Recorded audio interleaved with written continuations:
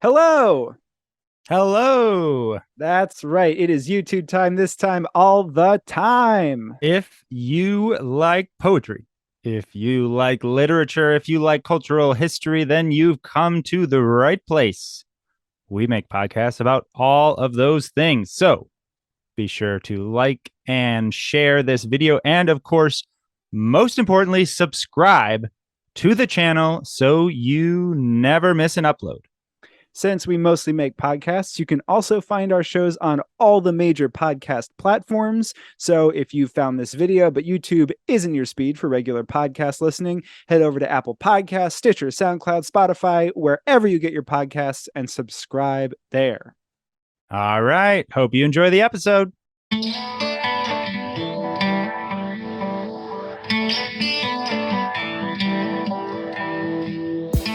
Hello and welcome to Close Talking, the world's most popular poetry analysis podcast from Cardboard Box Productions Incorporated. I am co-host Jack Rossiter Munley. And I am your other co-host, Connor McNamara Stratton. And together we read a poem, talk about the poem, and read the poem again. Before we get into today's selection, a quick note that if you like what we do here at Close Talking and have a spare moment, it would mean the world to us if you drop a rating and review on Apple Podcasts or wherever you get your podcasts. Those reviews help boost us up the algorithm and are a great way for us to find new listeners. If you want to get in touch with us, you can find us on so many different social medias. On Twitter, the show is at Close Talking. I am at Jack Rossiter Munn, and Connor is at Connor M. Stratton. On Instagram, the show is at Close Talking Poetry. And on Facebook, it's facebook.com/Close Talking. We also have a whole website just for the podcast. It is closetalking.com, where you can find all the past episodes of the show. And Cardboard Box Productions has a newsletter, Unboxed. So if you go to cardboardboxproductionsinc.com, you can subscribe for more behind-the-scenes stuff on Close Talking and on all the literary and cultural history podcasts that Cardboard Box Productions makes. All right, on with the show. Welcome to an all-new episode of Close Talking. I am one of your co-hosts, Connor McNamara Stratton. And I am your other co-host, Jack Rossiter Munley. We had a bit of change of plans to, in honor of the passing of W.S. Merwin, who passed away on March 15th at the age of 91. Oof. And Merwin, for those who don't know, was one of the most acclaimed American poets that you can probably think of. He won 2 Pulitzer Prizes. He's won a National Book Award. He was the 17th U.S. Poet Laureate in 2010, I believe. He's won basically everything. He has written, for decades to great acclaim. His first book that won the Pulitzer was The Lice in 1967. Just as other biographical, he was very active in the anti-war movement during Vietnam, which that book, The Lice, was sort of deeply invested in. He also was a big conservationist, and he at some point moved to Hawaii, where he lived for the rest of his life, and basically regrew a part of where he was living into a rainforest, sort of back into a rainforest. He sort of restored it. And I just read this thing that was like someone was visiting him and people had sent him poems, and he would read the poems and comment on them and whatever. And then he would put the poems into the compost pile. And at first the guy was like, this is pretty dastardly. But then he was like, well, this is actually the greatest honor, to be returned to the earth from whence you came. So that's a little anecdote. But that's so cool. And I mean, Yeah. it's nice because it does illustrate one of the big things I think about Merwin, which is that a lot of what shows up in his writing life is something that he and his sort of beliefs about writing and about being in the world just as a person are things that he really made a conscious effort to live out as a human being. Because I think it's easy to hold a lot of these beliefs, but harder to act on some of them. So the fact that he was always out there in the field, like tilling the earth, working on making the world a more beautiful and better place, not just with his words, but also with his actions, is really neat. Like that's something that I've always thought was kind of cool about him. He also has the most poety name of all poets, W.S. Merwin. I Yeah. mean, it's like, whoa, that's It's like, oh, crazy. here's a cool sounding name that also just oozes authority Yes, and like exactly. mystique, Yep.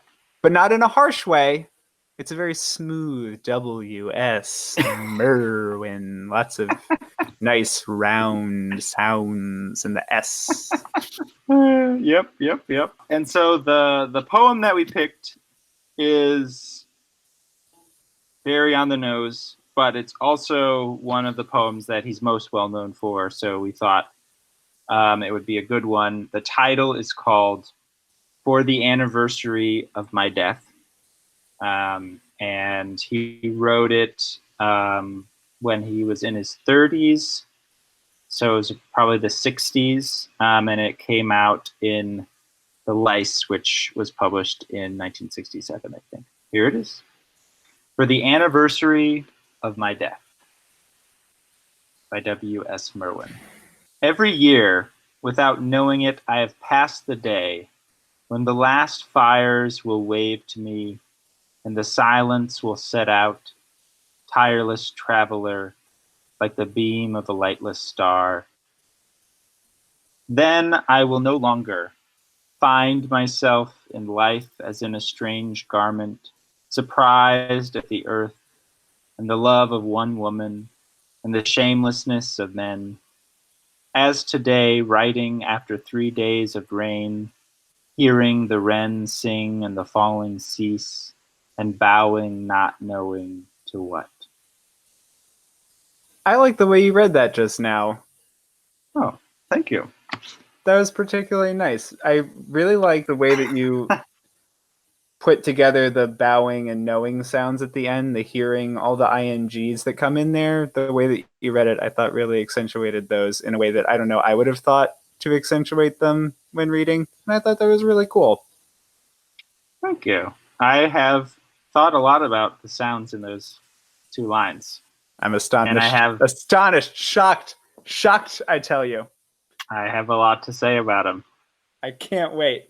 Before we dive into the nitty-gritty, lovely realm of the sonic, we must first traverse the rather mundane realm of the narrative. So, as the title suggests, for the anniversary of my death, the speaker is sort of thinking about that there is a day on which he will die, and every year, he's sort of past this day continually. And so the first stanza is kind of describing that. And, you know, he's past the day when the last fires will wave to me, the silence will set out.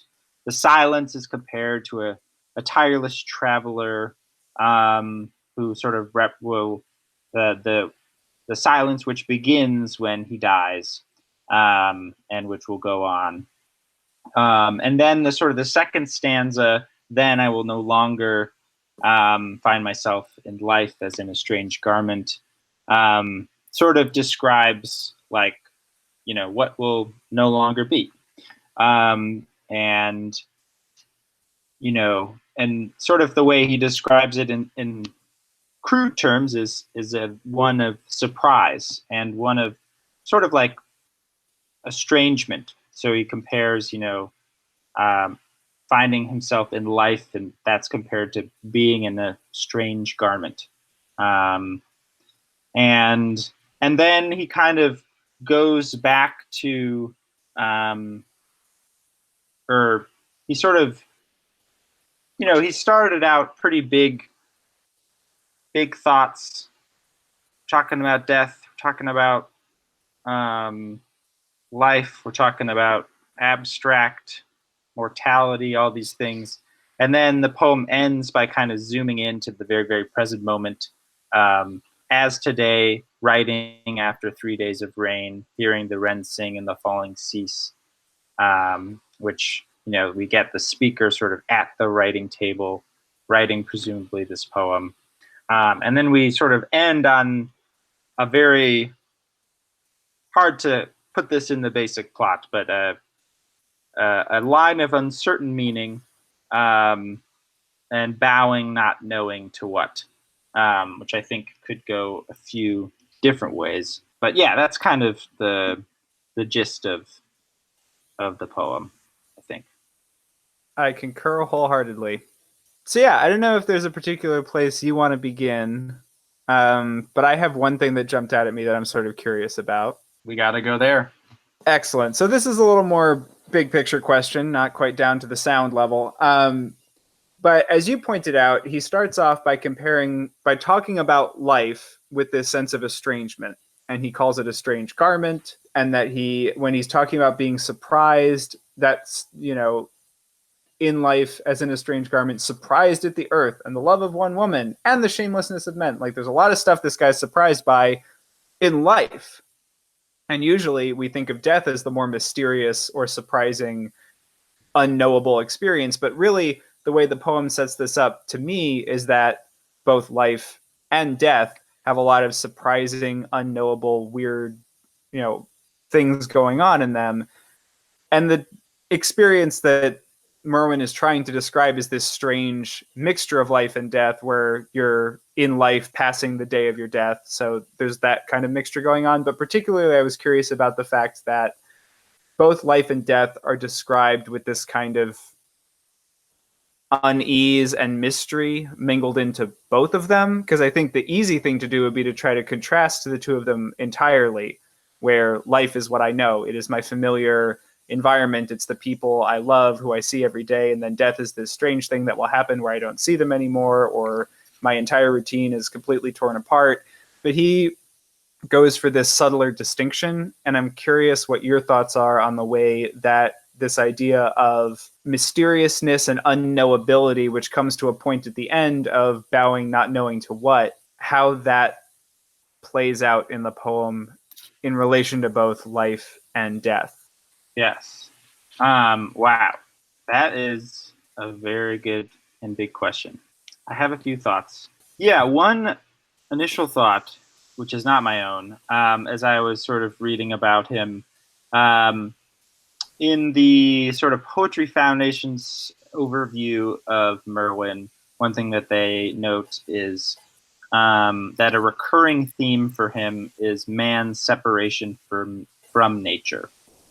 The poet saw the consequences of that alienation as disastrous, both for the human race and for the rest of the world.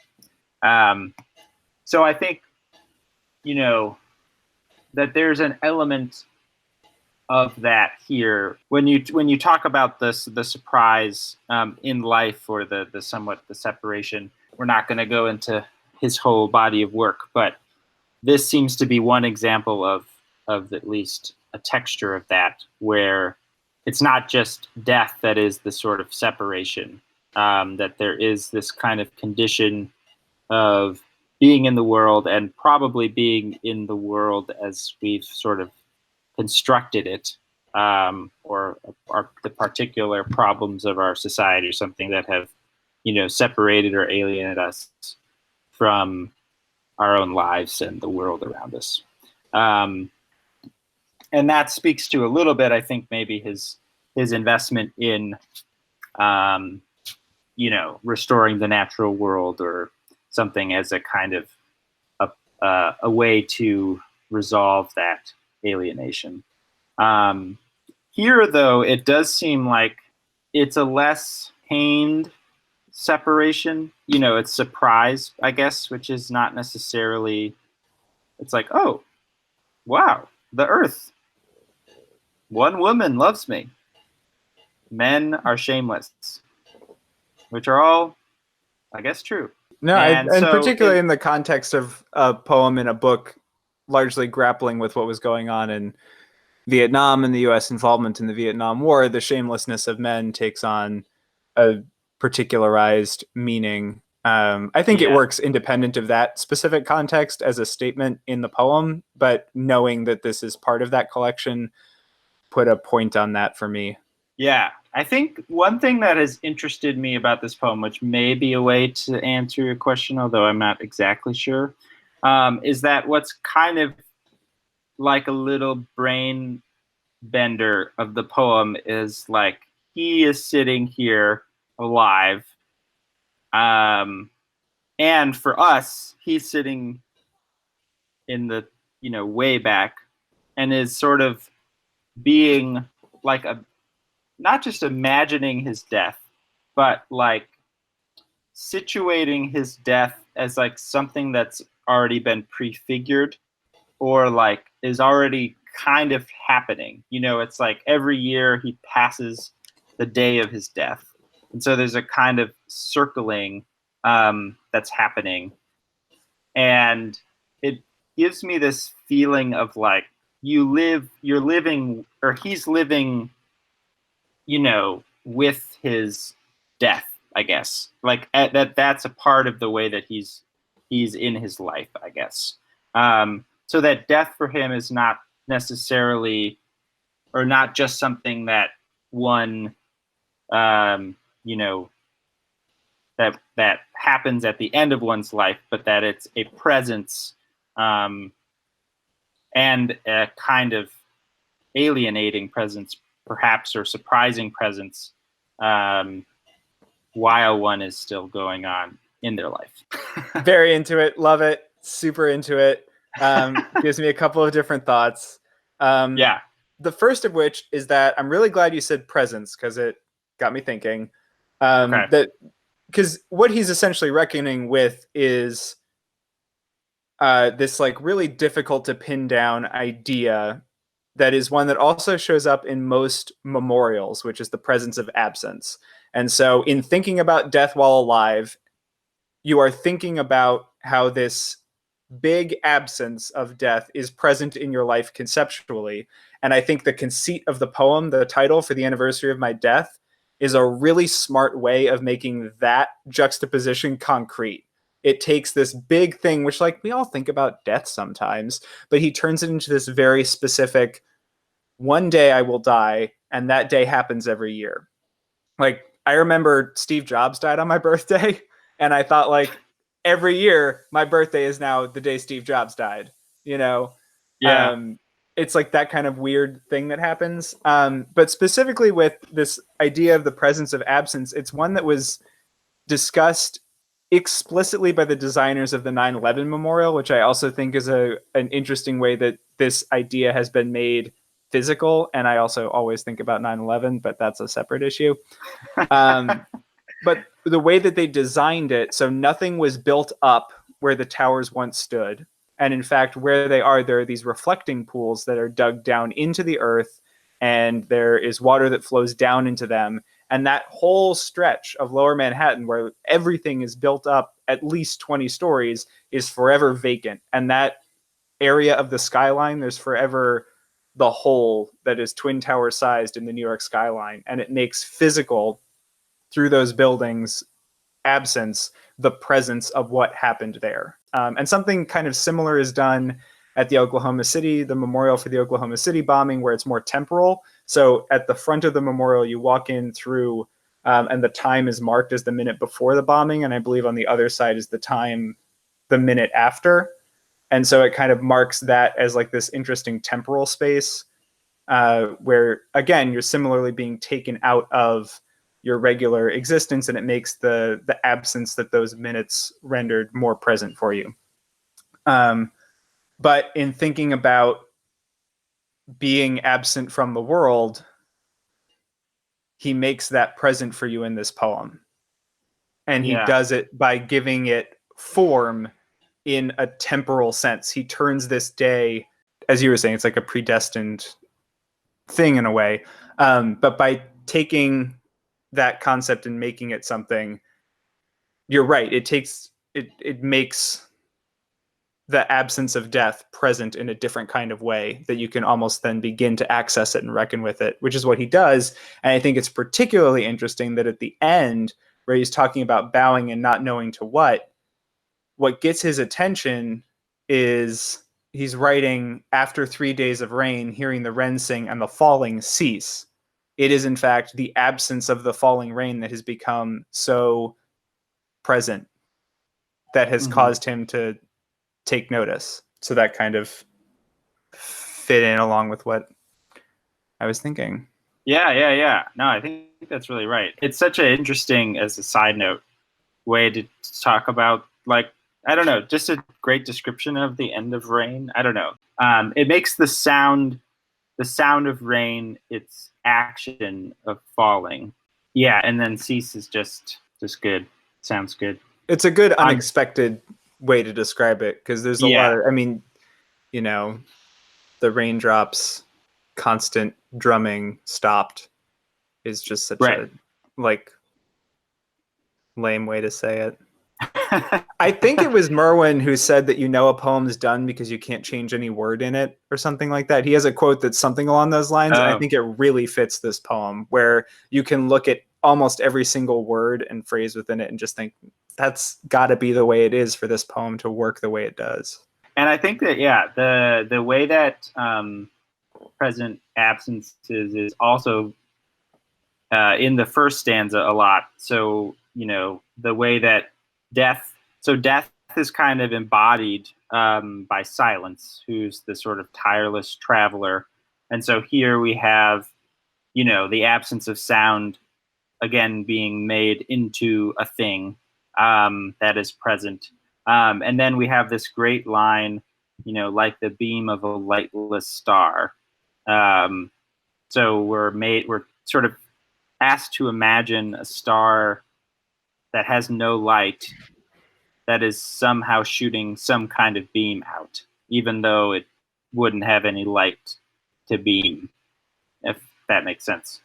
But yeah, that's such a great way of synthesizing the sonic and the visual in a way to capture that kind of both the foreverness of it, but also the intense presence of that kind of absence. I don't know, it's just a way of describing darkness too, but in a way that makes it an action. It's the beam of a lightless star. It's being cast by something, but it is in fact, what is the beam of a lightless star? I read that as being basically darkness, but it's more than that. It's made more than that in the way it's described, because it is made active. And you're right. It is another instance. I totally didn't contextualize it that way for myself until just now, but it is another way of bringing home, like, even absence, even darkness has a presence. And it does then extend out, because as we know, the light of stars is often thousands of years old by the time it gets to us. So it does stretch it out into being this big, much bigger, longer thing. It's not just darkness. It's, a particular kind of absence of light that has traveled for a long time to reach you. Yeah, I almost think, this is getting too far out, but like black holes are kind of the only thing that could have lightless star beams, in that their pull is so powerful that it's like not just dark, it's like it takes light away. So it is an active darkening or whatever. When it's also an inevitable pull, much like, as living beings, we are inevitably pulled towards death. Woo. Merwin, did you even know it? You must have knew it. Probably knew it. Yeah. I also love just the phrase tireless traveler. So it's interesting. There's a lot to say about the language of this. So as a brief, contextualizing of Merwin's style, his first book won the Yale Younger Poets Prize, which was selected by W.H. Auden. And it was apparently, and that prize is the big hotshot thing. It was very formal, very like steeped in modernist traditions and stuff. And the next three of his books were apparently very like formal and sort of technically beautiful things. And then in the next book, and then sort of in this book was where it kind of manifested. He sort of gave up that sort of formality, and what became to represent his signature style was his like total lack of punctuation. And this is something that, but I think you hear it in a certain way. It's just lines. There's some capitalization at the beginning of every line. I was thinking about that with Tireless Traveler, because it's interesting, because the thinking about Merwin has sort of upset a way that I had been thinking about how poetry works. That you kind of have, one of the beauties of poetry is that you can have two momentums that are happening at the same time in tension with each other. You have your sentence momentum, and you have the tools of punctuation and other things to kind of like guide the arc of the sentence and make it flow a certain way and bend a certain way. And then you have the momentum of the line, and the line sort of curves the way that the language is moving in its own way. And I had kind of had this sort of investment in the ways that tension can be sort of manipulated to great effect. But Merwin, and in this poem, really gets away from that, in that, the sentence, it's not that it doesn't exist per se, but it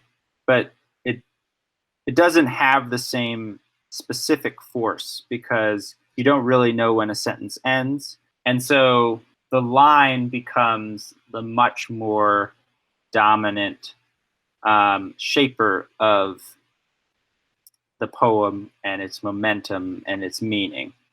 And so in this poem, there's lots of different examples, I think, of how that can like work in cool ways. One of the most basic, in the second stanza, we have the kind of just the list format, and this without punctuation is just great for lists, because you can just have a new thing like in the next line and then new thing in the next line. So it's like surprised at the earth and the love of one woman and the shamelessness of men. Like those surprised at the earth and the love of one woman, the shamelessness of men, that kind of like boom, boom, boom is sort of made possible, and its momentum is kind of like carried out straightforwardly by the fact that the line breaks are happening and there's no like punctuation to disrupt it in any way. This made me think of Adrienne Rich's work, particularly diving into the wreck. I'll have to link to it, but there's a great part where she's sort of, the speaker is diving into the sea and is going to this wreck, and there's this kind of like, I went down, I did this, I like blah blah blah, and the lines are kind of sparsely punctuated, and it really gives this sort of like descending quality, and it's sort of a similar kind of effect. But then there's sort of other things that you can do. It sort of makes it, each line kind of stands on its own, and it comes after the previous line, so it's like connected in some way. But what's unclear, because of the lack of punctuation in clear sentences, is like the nature of the connection. I guess that's like the chief sort of uncertainty that this sort of choice makes happen. Just, I guess, to go back to the Tireless Traveler, it's maybe not the most perfect example, but, and the silence will set out, tireless traveler, like the beam of a lightless star. I guess the most obvious way to read that is that the silence is the tireless traveler. But because of the way that the lines are broken, up. It makes Tireless Traveler also like stand on its own a bit more. So it's not like you could say, and the silence will set out like a tireless traveler. But this is kind of like, and the silence will set out, and there's like a pause. It's like tireless traveler. There's kind of like, it's like who's he saying it to kind of thing. The tireless traveler almost becomes a little bit of an address. You feel like, as the reader, you are the tireless traveler for a second. Because in reading it, you can break it. When the last fires will wave to me and the silence will set out, tireless traveler. You know, you can kind of push it to the side a little bit in the way that you read it, depending on how you do. Yeah, you definitely can. And you can kind of... And that's something that you'd only get from punctuation. And the silence will set out, tireless traveler, like the beam of a lightless star, which then makes it in a, you know, what's up, tireless traveler? How's it hanging? What's up with silence? Yeah, I think that's exactly right. It also like affects sort of the tone of it. So it's like, rather than, you know, I have, you know, I'm trying to describe silence to you, and I got this simile. It's like a tireless traveler silence, you know, like that's like a thing you could do. But there's a very like, it's like we're communicating. I'm trying to paint you a picture. The way that it sounds sometimes this way, like, and the silence will set out tireless traveler.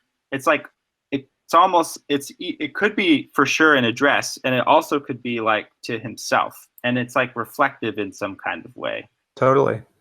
And maybe none of those are right, but the point, I suppose, is that the reason that can be so open is because of the lack of the punctuation. And the last thing I'll say about it, as I've gone on for quite some time, is I think that the end owes a lot of its strength to that.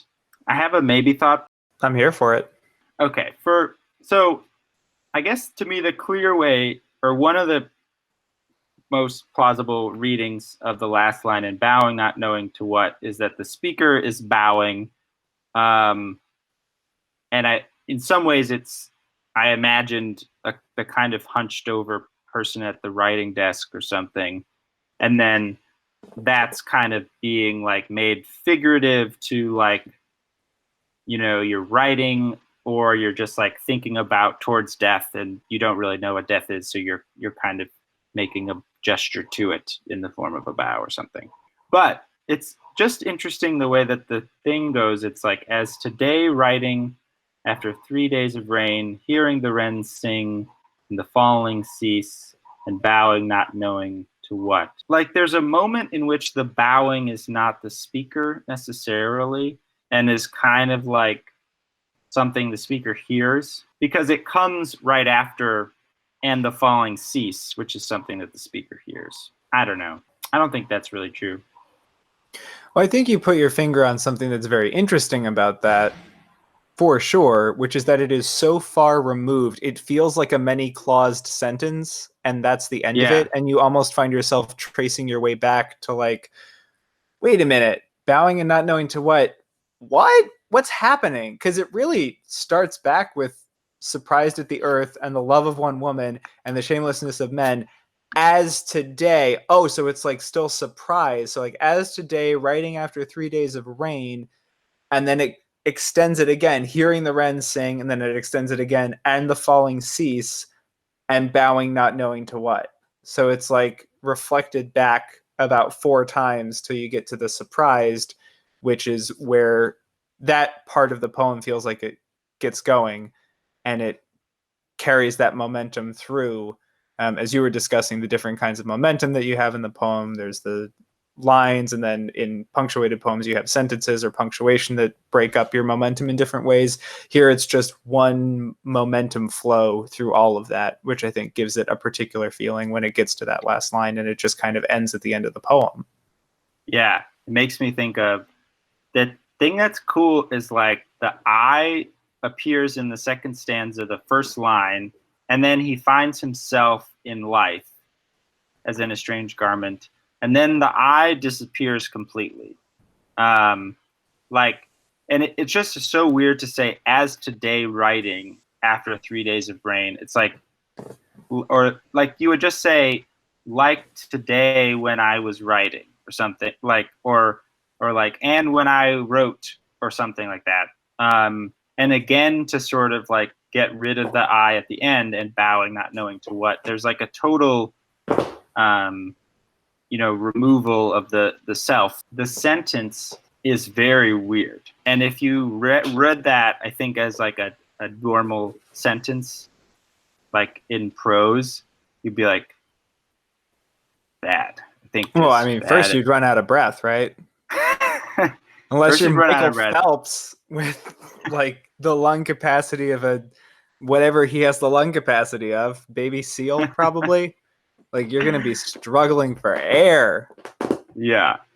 Yes, exactly. But the momentum of the lines is actually sort of deceptive in that you kind of are carried along and you sort of feel like you know where you're going. And some parts are very clear. And then you find yourself at the end and it's like, how did we get here? I don't know how we got here. Whereas I think if you read it in prose, you'd be out of breath, you'd be mad you weren't Michael Phelps, but you also would be like, I don't know where I'm going the whole time, and I don't want to finish because this is contorted. It's such a cool last line for a lot of reasons that we still have to talk about. And if you can get your reader to like wind up there without knowing that they were going to go there, that's like just cool. And like really allows, I think, the line to have a kind of punch that it wouldn't otherwise. Definitely. Yeah, it is very cool.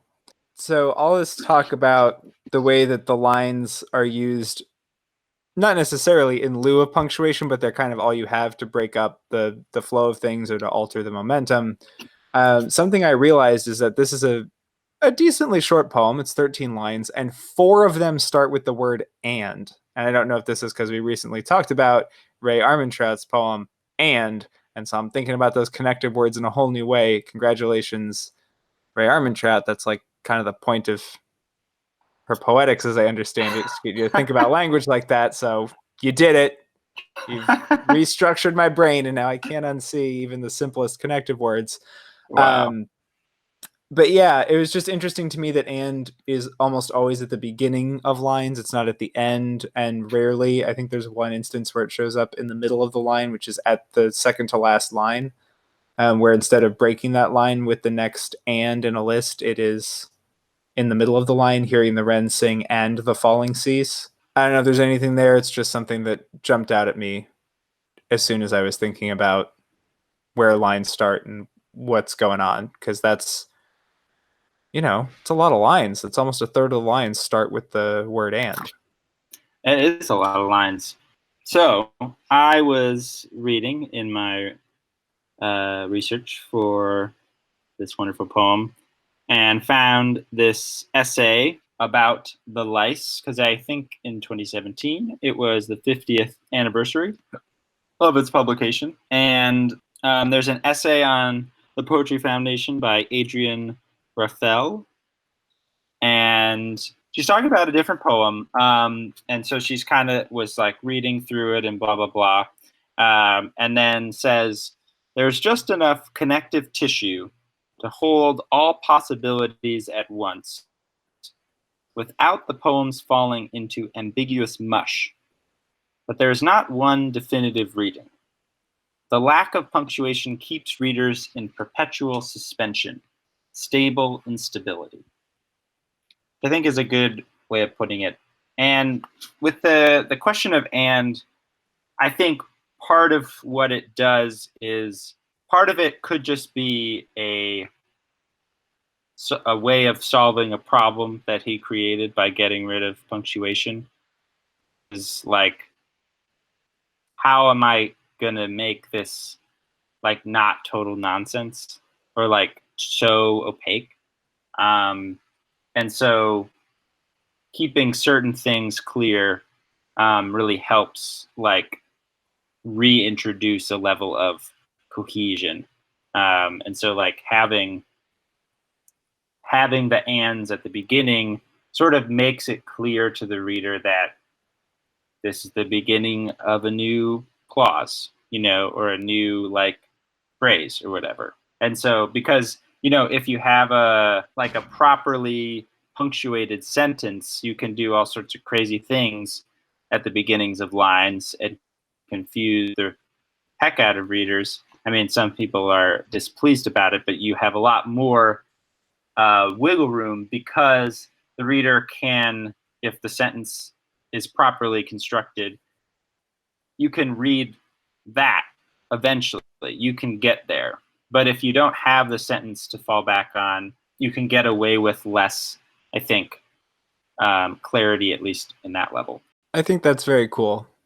I think the repetition of it towards the end particularly also adds sort of a rhythmic element because you naturally hit those ands a little harder, and it adds to the very gentle propulsiveness of it, which I think is pretty cool.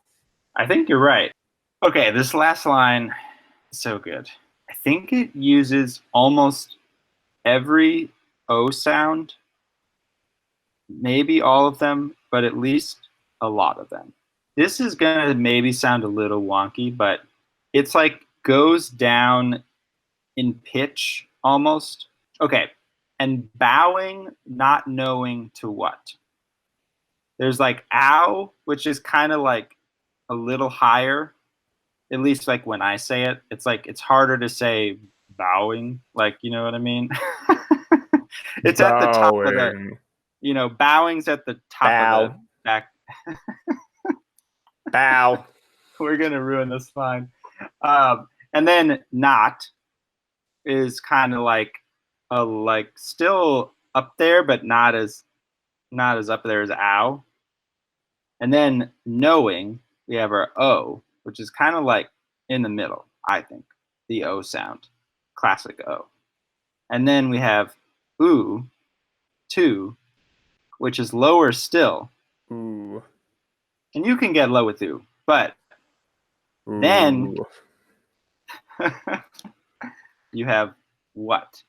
And then you have the sound, which I guess is not an O sound, but it's an sound. But it's in the same kind of vowel family, I would say, perhaps. Ow, ah, oh, ooh, Yeah. And it's all in line. Okay, this is just stupid, but you could say that the sounds, because they're going down, are bowing a little bit. Oh, what? Yes. Oh, I'm there for it. Totally. But I don't think that that's like the main thing. No, not at all. But I love that connection. Anyway, it's just sort of fun. I just say that, you know, that is fun. That's fun and cool. Yeah.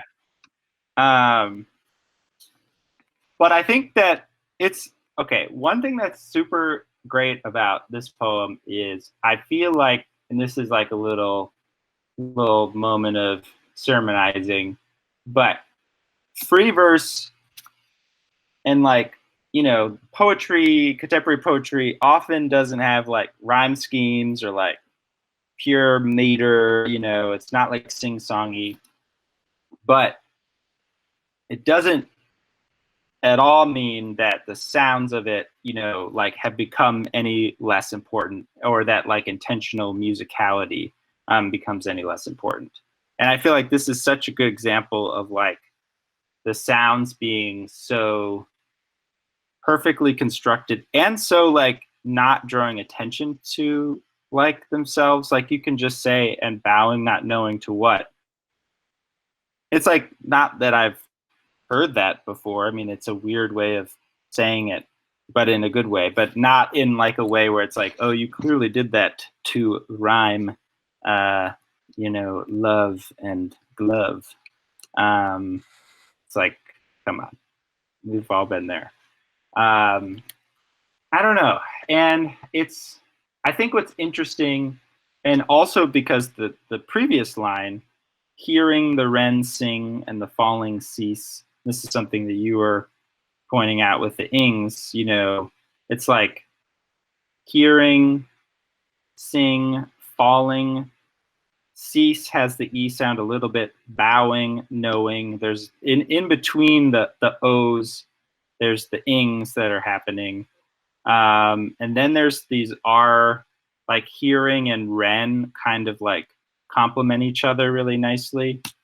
And then falling leads into bowing also, like the awe kind of sound. And I don't know, it's just really elegant. And I think partly I just want to dwell in the delight of just like a well-constructed string of words. But I also think that it's a very uncertain ending, sort of deliberately, like you don't know what you're bowing to.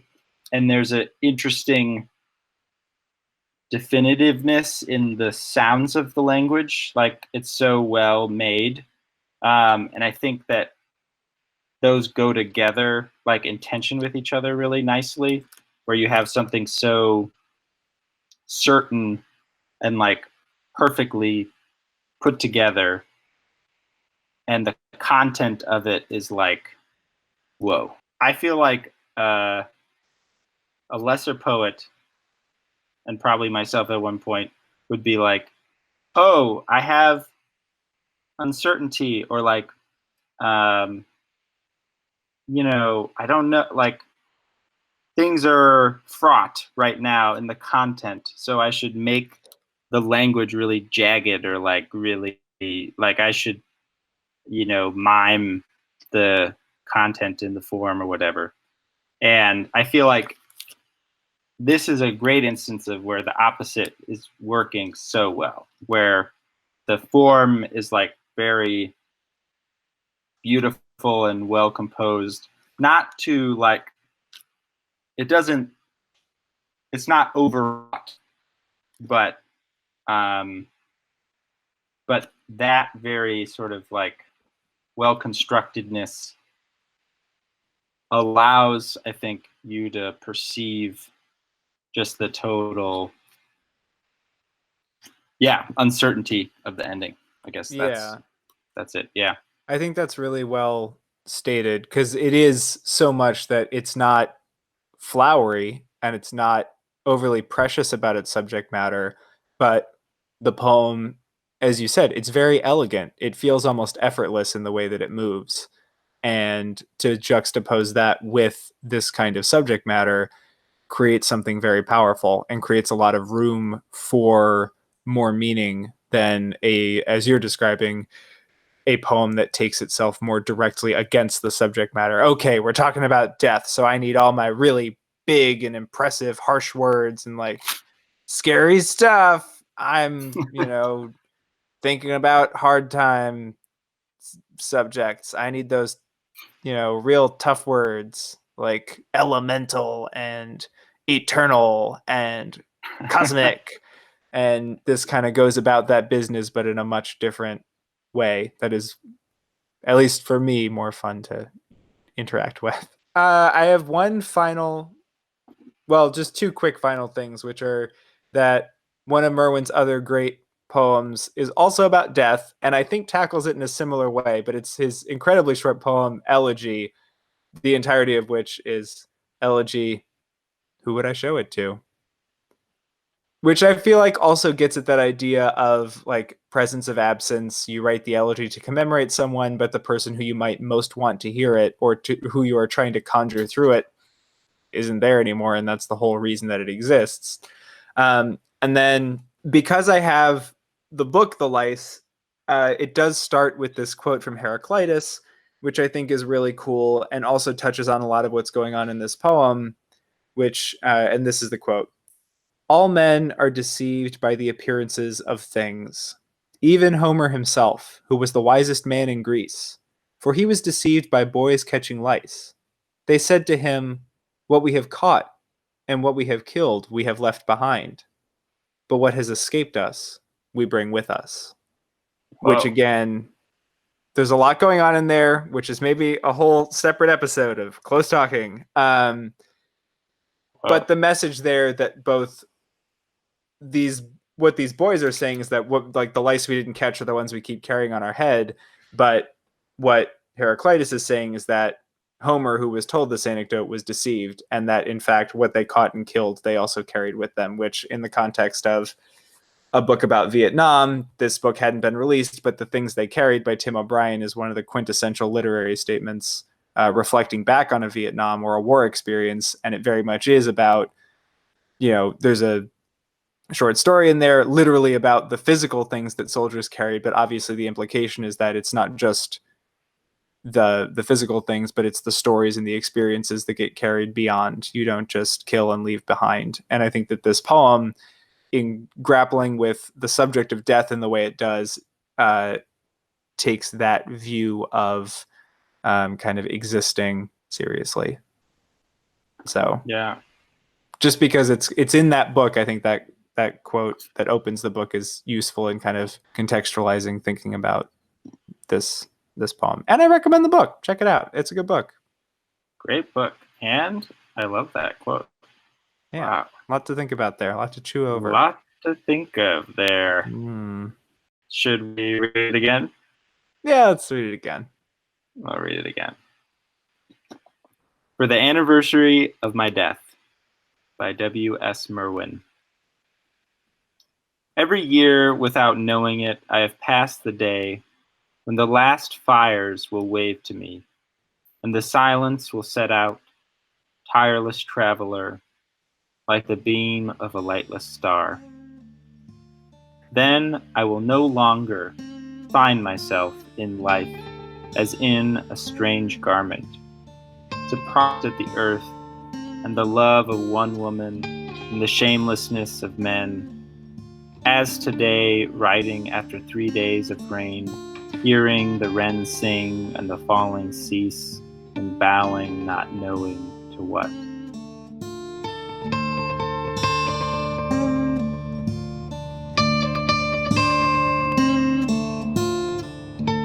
Hey, thanks for listening. If you enjoyed this episode, head on over to Apple Podcasts and leave a review. Those reviews help us with the algorithm and are the best way for us to find new listeners. Do you have thoughts about this poem? Or is there a poem or poet you'd like us to cover on a future episode? We would love to hear from you, and there are tons of ways to get in touch. Yes, you can send us an email to closetalkingpoetry@gmail.com or find us on Twitter. I'm at Jack Rossiter Munn, Connor is at Connor M. Stratton, and the show is at Close Talking. On Instagram, we are at Close Talking Poetry, and we are on Facebook at facebook.com/closetalking. And speaking of all of those many and varied social media platforms, a very special thank you to our incredible social media manager, Corey Chena. Woo woo! Woo. Thank you all for listening, and we'll see you next time. See you next time. Come back again. Please come back just one more time. Door's always open. Okay, bye. See ya.